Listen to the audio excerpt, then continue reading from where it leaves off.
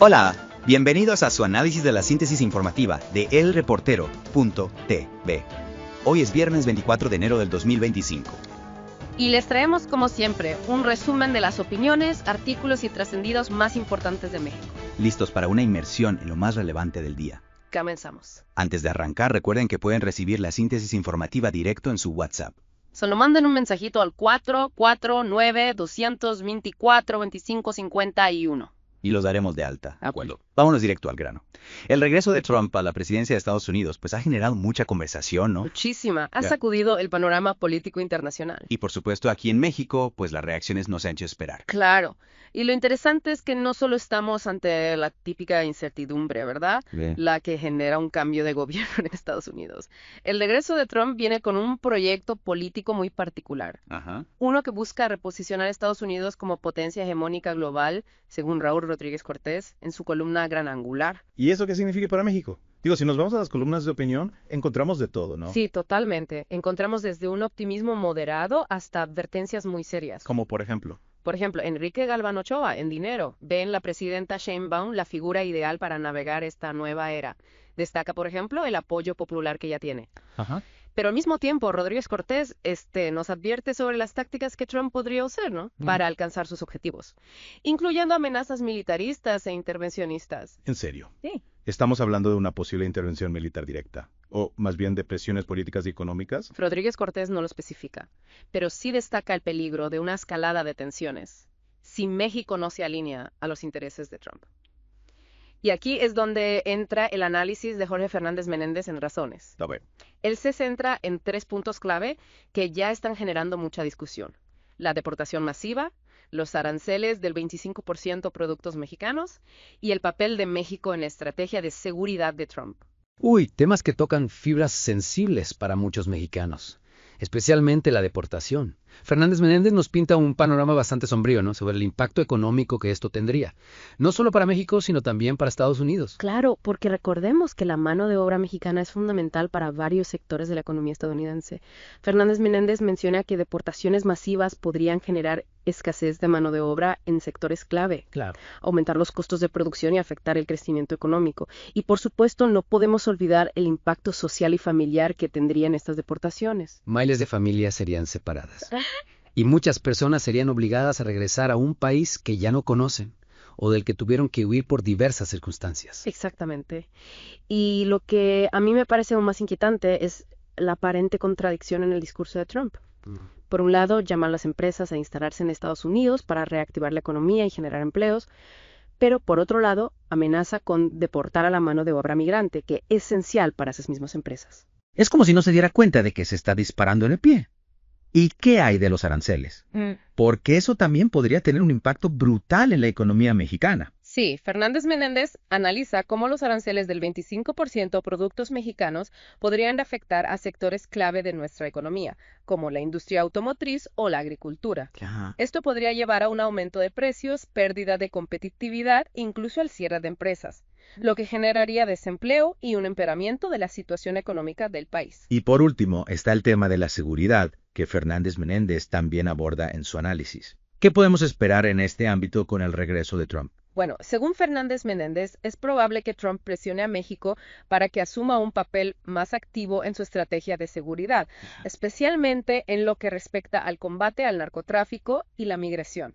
Esto podría implicar una mayor presencia de agencias estadounidenses en nuestro territorio y una mayor participación de las Fuerzas Armadas mexicanas en operativos conjuntos. Lo cual generaría mucha controversia sin duda. Por un lado está la soberanía nacional, que podría verse amenazada por una mayor injerencia de Estados Unidos en nuestros asuntos internos. Y por otro lado está la necesidad de colaborar con nuestro vecino para enfrentar problemas comunes, como el narcotráfico y la migración irregular. Exactamente. Es un tema complejo que requiere un análisis profundo y un diálogo abierto entre ambos países. Y hablando de temas complejos, pasemos ahora a nuestro segundo punto del día: la crisis de gobernabilidad en Sinaloa y el papel del gobernador Rubén Rocha Moya. Un tema que ha estado en el ojo del huracán en las últimas semanas, con acusaciones de corrupción, incapacidad y complicidad con el narcotráfico. Y para analizar este tema, Tenemos perspectiva de varios expertos, comenzando con Pascal Beltrán del Río, Ajá. quien en su bitácora del director nos ofrece una crónica detallada de los últimos acontecimientos en Sinaloa. Lo que Beltrán del Río destaca es que la crisis actual en Sinaloa no se puede entender sin considerar el contexto del narcotráfico y las luchas de poder entre los diferentes cárteles. En su artículo, reconstruye la secuencia de eventos que llevaron a la ruptura de la Pax Narca que existía en el estado. A ver.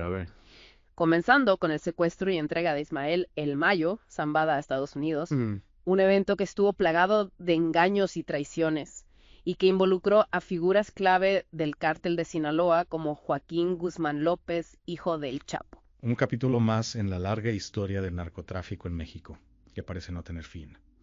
Pero lo que resalta Beltrán del Río es que este evento desató una ola de violencia sin precedentes en Sinaloa, con las facciones de los Chapitos y la Maguiza enfrentadas en una guerra sin cuartel. Exacto. Y aquí donde entra la figura del gobernador Rocha Moya, a quien Beltrán del Río señala como responsable, al menos en parte, de la crisis actual. El autor cuestiona el papel del gobernador en la captura de El Mayo y su posible participación en el asesinato del diputado Héctor Melesio Cuenojeda, un crimen que la Fiscalía Estatal ha intentado encubrir con una serie de mentiras y manipulaciones, según Beltrán del Río. Es decir, que no solo se trata de incapacidad para controlar la violencia, sino también de posibles vínculos con el narcotráfico y de un intento de obstruir la justicia. Exactamente. Y esto ha generado una gran indignación en la sociedad sinaloense, que ve al gobernador como parte del problema y no de la solución. De hecho, Javier Sánchez Cano, en su columna Desde San Lázaro, critica la inacción del gobierno federal ante la crisis en Sinaloa y la falta de un diálogo serio con Estados Unidos para abordar el problema del narcotráfico de manera conjunta. Lo que Sánchez Cano plantea es que el Senado mexicano ha sido incapaz de establecer un diálogo constructivo con sus pares estadounidenses para encontrar soluciones que beneficien a ambas naciones. Y esto, en un contexto marcado por el regreso de Trump y sus políticas agresivas hacia México, es aún más preocupante. Y mientras el Senado se mantiene en silencio, en Sinaloa, la violencia sigue escalando y la población se siente abandonada a su suerte. José Ureña, en Teléfono Rojo, no se anda con rodeos al señalar al gobernador Rocha Moya como el principal responsable de la crisis. Lo que Ureña destaca es que el clamor popular en Sinaloa es unánime. Fuera Rocha. La gente está harta de la violencia, la corrupción y la impunidad. Y Ureña va más allá al revelar que Omar García Harfuch, secretario de Seguridad de la Ciudad de México, ha estado en conversaciones con los grupos criminales en pugna, Sí. los Chapitos y la Maíza, Órale. para explorar vías de entendimiento y reducir la violencia. Un movimiento arriesgado, pero que podría ser la única salida para pacificar Sinaloa. Claro que la pregunta es si estos grupos están realmente dispuestos a negociar. Ajá. Y si el gobernador Rocha Moya está dispuesto a ceder parte de su poder para lograr la paz. Y aquí es donde entra nuevamente Jorge Fernández Menéndez en Razones, quien añade un elemento clave a esta ecuación: la necesidad de México de colaborar con Estados Unidos en materia de seguridad, a pesar de las tensiones políticas y las amenazas de Trump. Colaborar con quien nos amenaza con deportaciones y aranceles suena un poco contradictorio, ¿no? Lo es, sin duda. Pero Fernández Menéndez nos invita a pensar estratégicamente y a ver esta situación como una oportunidad para negociar un acuerdo en materia de seguridad que beneficie a ambos países. A ver. Su propuesta es establecer mecanismos de colaboración más profundos, especialmente en el combate al tráfico de armas, que es un factor clave que alimenta la violencia en México. Tiene sentido. Si Estados Unidos está realmente comprometido en la lucha contra el narcotráfico, debe atender el problema del tráfico de armas desde su territorio. Exactamente. Fernández Menéndez incluso sugiere que México podría aprovechar la declaración de organizaciones terroristas a los cárteles para exigir un mayor control sobre la venta de armas a esas organizaciones. Una estrategia arriesgada, sin duda, pero que podría rendir frutos si se maneja con inteligencia. Y hablando de inteligencia, pasemos ahora a nuestro tercer tema: las oportunidades que se abren para México en este nuevo escenario internacional, marcado por el auge de la inteligencia artificial y la reconfiguración de las cadenas de suministro globales. Carlos Mota, en Un Montón de Plata, nos habla de cómo la inteligencia artificial se está convirtiendo en un motor de desarrollo económico a nivel mundial, y cómo México tiene el potencial para convertirse en un actor importante en este sector. Lo interesante de su análisis es que no solo se limita a destacar las oportunidades, sino que también nos ofrece una hoja de ruta concreta para que México pueda aprovechar al máximo este auge tecnológico.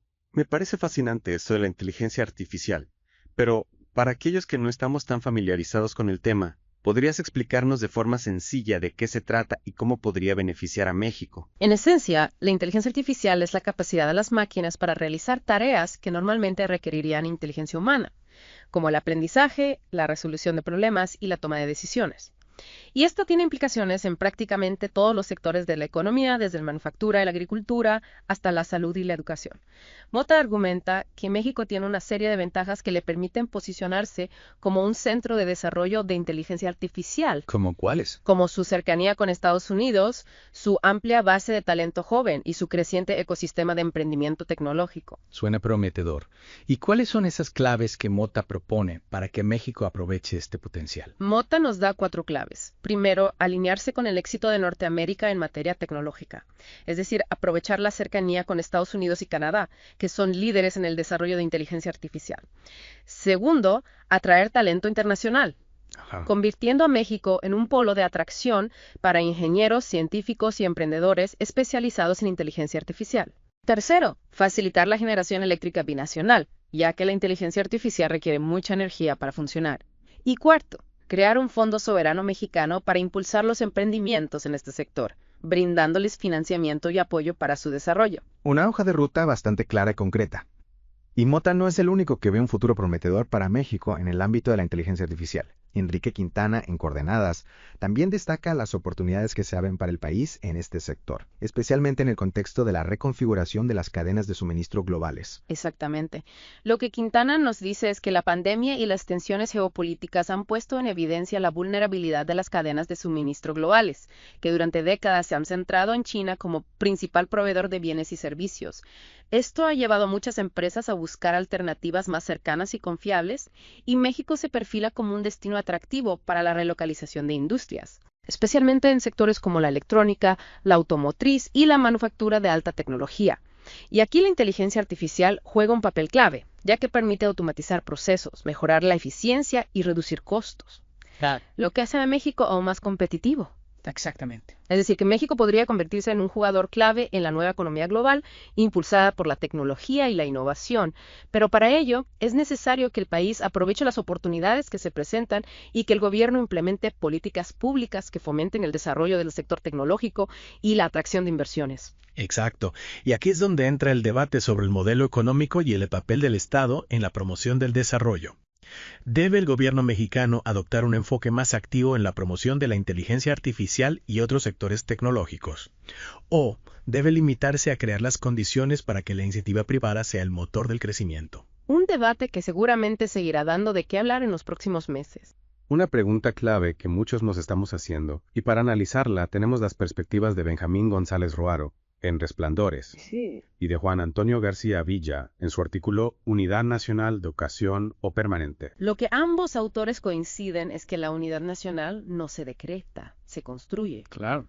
Y para construirla se necesitan bases sólidas como el respeto a la democracia, la transparencia y la rendición de cuentas. Valores que desafortunadamente no siempre se han respetado en México. Es cierto. Y eso genera desconfianza y escepticismo ante este llamado a la unidad. Claro, porque si el gobierno no da el ejemplo, si no actúa con congruencia y coherencia, es difícil que la sociedad responda a este llamado. Exacto. Y aquí es donde entra la crítica de González Roaro, quien cuestiona la sinceridad de este llamado a la unidad, especialmente considerando el clima de polarización que se ha vivido en México en los últimos años. González Roaro argumenta que este llamado a la unidad no es más que una estrategia política para desviar la atención de los problemas internos y unificar a la población en torno a un enemigo externo.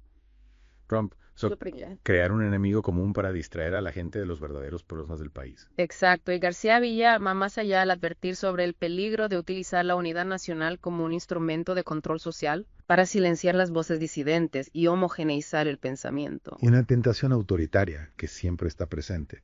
Y para cerrar esta segunda parte de nuestro análisis, vamos a revisar algunos casos específicos que nos hablan de la complejidad de la situación actual en México. Comencemos con el tema de la corrupción, que parece ser un mal endémico que no logramos erradicar. Lourdes Mendoza, en Sobremesa, nos revela un nuevo caso que salpica al IMSSE, con gastos excesivos en reuniones regionales que superan el presupuesto en un 500%. Es indignante. Mientras miles de mexicanos luchan por acceder a servicios de salud dignos, algunos funcionarios se enriquecen a costa del erario público. Lo que Mendoza denuncia es la falta de consecuencias para los responsables de estos actos de corrupción. Ajá. A pesar de las denuncias, parece que gozan de impunidad. Y lo que es aún más preocupante es la falta de transparencia y de mecanismos eficaces de fiscalización. Claro. Mendoza señala que, a pesar de las solicitudes de auditoría, las autoridades del INPE han postergado las investigaciones.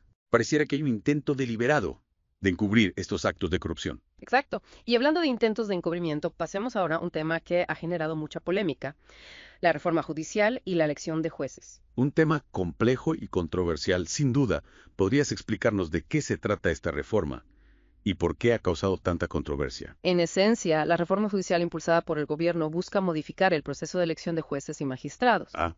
Según el gobierno, se busca democratizar el poder judicial y terminar con el amiguismo y la corrupción en la selección de jueces. Suena bien en teoría, pero muchos críticos argumentan que esta reforma en realidad busca debilitar la independencia del Poder Judicial y controlarlo desde el Ejecutivo. Exactamente, esa es la principal preocupación.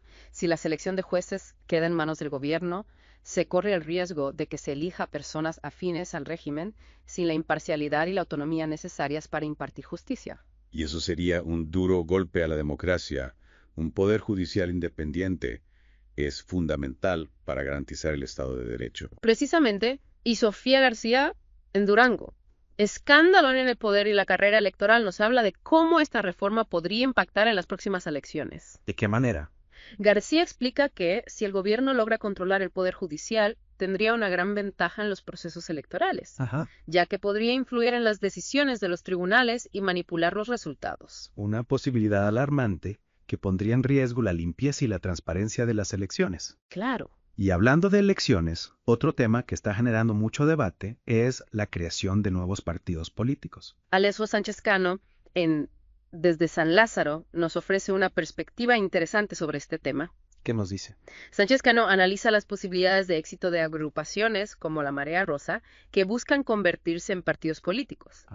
Y señala que, más allá del cumplimiento de los requisitos legales, el principal obstáculo será el filtro del gobierno. ¿A qué te refieres con filtro? Sánchez Cano argumenta que, aunque estas agrupaciones cumplan con todos los requisitos legales para obtener su registro como partidos políticos, el gobierno tiene la facultad de negarles el registro si considera que no cumplen con ciertos criterios políticos o ideológicos. O sea que el gobierno puede actuar como un censor, impidiendo que surjan nuevas fuerzas políticas que puedan representar una amenaza para su hegemonía. Exactamente, y menciona un ejemplo concreto: el Frente Cívico Nacional. A pesar de contar con figuras de gran prestigio como Guadalupe Acosta Naranjo, Emilio Álvarez y Casa y Gustavo Madero, su éxito dependerá en gran medida de la voluntad política del gobierno. Un claro ejemplo de cómo la democracia en México está en jaque. No solo se busca controlar el poder judicial, sino también limitar la participación política de los grupos opositores. Es cierto. Sobre la gira del secretario de Estado estadounidense Marco Rubio por Latinoamérica. Lo que llama la atención de esta gira es que México no está incluido en el itinerario de Rubio. ¿En serio? ¿Y eso qué significa? ¿Acaso México ya no es una prioridad para Estados Unidos? Esa es la pregunta que se hace mal y nos recuerda que hace apenas unos días Trump afirmó que las relaciones con México van muy bien. Es una contradicción que nos deja con más dudas que respuestas. ¿Será que hay un desacuerdo entre Trump y su secretario de Estado sobre la importancia de México? ¿O será que estamos viendo una nueva estrategia de Estados Unidos hacia Latinoamérica en la que México ya no ocupa un lugar central? Son preguntas que aún no tienen respuesta, pero que sin duda debemos seguir de cerca. Claro que sí. Con esta noticia cerramos nuestro análisis de la síntesis informativa de elreportero.tv. Esperamos que esta inmersión en los temas más relevantes del día les haya sido útil. Sí. Les haya permitido comprender mejor la complejidad del panorama actual. Recuerden que el conocimiento es poder y estar bien informados les permite tomar mejores decisiones. Los invitamos a que sigan explorando estos temas. Sí. Y formen su propia opinión. Compartan sus reflexiones con nosotros en redes sociales utilizando #elreporterotv y no olviden suscribirse a nuestro podcast para no perderse ningún episodio. Hasta la próxima.